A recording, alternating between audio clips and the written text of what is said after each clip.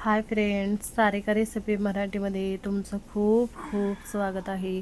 आज आपण मस्त अशी खमंग खुसखुशीत कुरकुरीत अशी उपवासाची बटाटा पोळी कशी करायची ते पाहणार आहे। आणि तुम्हाला उपवासला तेच तेच खाऊन कंटाळा आला असेल तर तुम्ही अशी उपवासाची खमंग बटाटा पुरी आणि चटणी नक्की बनवून बघा। एकदम टेस्टी अशी पुरी आणि चटणी बनवलेली आहे, झटपट बनते आणि एकदम छान होते बघा। मस्त एकदम टेस्टी अशी पुरी बनवलेली आहे, तुम्हाला बघून कळत असेल एकदम खमंग कुरकुरीत अशी पुरी झालेली आहे। नक्की एकदा तुम्ही या पद्धतीने उपवासाची बटाटा पुरी आणि चटणी नक्की करून बघा, एकदम टेस्टी झालेली आहे, करून बघा। तर चला वेळ न घालवता व्हिडिओला सुरुवात करूया। इथे आपण सर्वप्रथम उपवासाची चटणी कशी करायची ते पाहणार आहे। त्यासाठी अर्धी वाटी मी भाजलेले शेंगदाणे घेतलेले आहेत, 3 ते 4 हिरवी मिरची घेतलेली आहे, अर्धी वाटी दही घातलेलं आहे, हवं असेल तर शेंगदाणे साल काढून घ्या, चवीनुसार मीठ घातलेलं आहे, थोडीशी साखर घातलेली आहे आणि गरजेनुसार पाणी घालून छान चटणी बनवून घेतलेली आहे, छान वाटून घेतलेली आहे।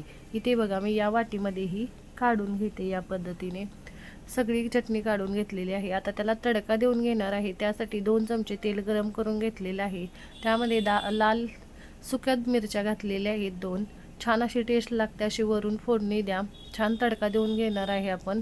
इथे मी तेल घेतलेलं आहे 2 चमचा, त्याऐवजी तुम्ही तूपसुद्धा घेऊ शकता 2 चमचे। छान तडका देऊन घेतलेला आहे, झटपट अशी उपवासाची चटणी तयार झालेली आहे। तुम्हाला अजून काही उपवासला चालत असेल तर ते तुम्ही चटणीमध्ये घालू शकता। 4 मीडियम साईजचे बटाटे उकडून घेतलेले आहेत, छान असे मऊसूद उकडून घेतलेले आहेत, ते आता खिसून घ्यायचे। असा बटाटा खिसून घेतला की पुरी बनवताना त्यामध्ये गाठी राहत नाहीत। आणि 1 कप मी इथे वरईचं किंवा भगरीचं पीठ घेतलेलं आहे, ते मी मिक्सरवर वाटून छान चाळून घेतलेलं आहे। इथे 1 चमचा मी मिरचीची पेस्ट घेतलेली आहे, मिरची वाटून घेतलेली आहे, थोडंसं लाल मिरची पावडर घातलेलं आहे आणि मीठ घातलेलं आहे। तुम्हाला उपवासला इथे जिरे कोथिंबीर चालत असेल ते सुद्धा घालून घेऊ शकता। यामध्येच पीठ मळून घ्यायचं आहे। तुम्हाला गरज वाटली तर थोडं तुम्ही कोमट पाणी घाला, थंड पाणी घालू नका, कोमट पाणी घाला। या पद्धतीने छान असं कोमट पाणी घातलं तर हे छान मिळून येतं बघा। वरईचं किंवा भगरीचं पीठ थोडंसं मळताना व्यवस्थित मळता येत नाही, त्यामुळे इथे मी बटाटा घातलेला आहे त्यामध्येच मळून घेतलेला आहे। तुम्हाला हवं तर गरज वाटली तर गरम पाणी कोमट पाणी वापर करा, म्हणजे छान पीठ मळून येतं। हे आता मी 10 मिनटं असंच भिजत ठेवणार आहे। तुम्हाला हवं ते असेल तर तुम्ही झटपट अशा पुऱ्या बनवू शकता, 10 मिनटाच्या वर ठेवायचं नाही। इथे बघू शकताय 10 मिनटं मी भिजत ठेवलं होतं। आता इथे प्लॅस्टिकचा कागद घेतलेला आहे, त्याला तेल लावून घ्यायचं आणि त्यावर पुऱ्या आपण थापून घ्यायच्या आहेत।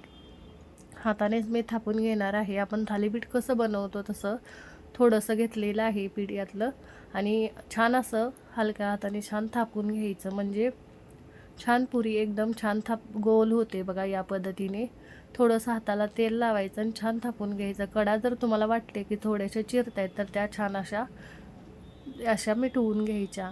मस्त जास्त पातळ नाही जास्त जाड नाही, अशी पुरी आपल्याला मीडियम साईजची बनवून घ्यायची आहे। छान अशी पुरी आपली तयार झालेली आहे। तेल पण कडकडीत गरम हवं आहे, तेल कडकडीत गरम झालं की मग त्यामध्ये पुरी घालायची आणि छान भाजून घ्यायची। इथे बघा पुरी छान तयार झालेली आहे, मी तेलामध्ये घालून घेते। तेल पण आपलं इथे गरम झालेलं आहे, त्यामध्ये बघा मी पुरी सोडून घेते आणि पुरी छान अशी वर आली की त्यावर तेल सोडायचं, म्हणजे छान टम्म फुलते पुरी।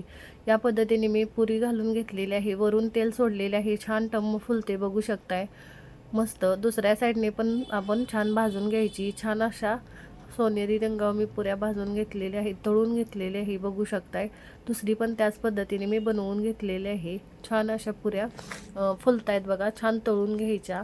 दोन्ही साईडने मी छान अशा तळून घेतलेल्या आहे बघू शकताय।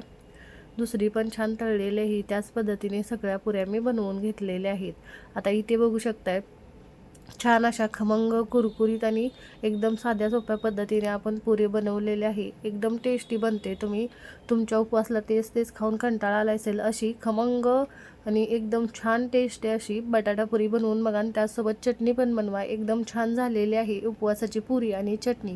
नक्की करून बघा, तुम्हाला पण ही रेसिपी खूप आवडेल। तुम्ही एकदा बनवलं तर परत परत याच पद्धतीने बनवणं, एवढी चविष्ट बनते, नक्की करून बघा।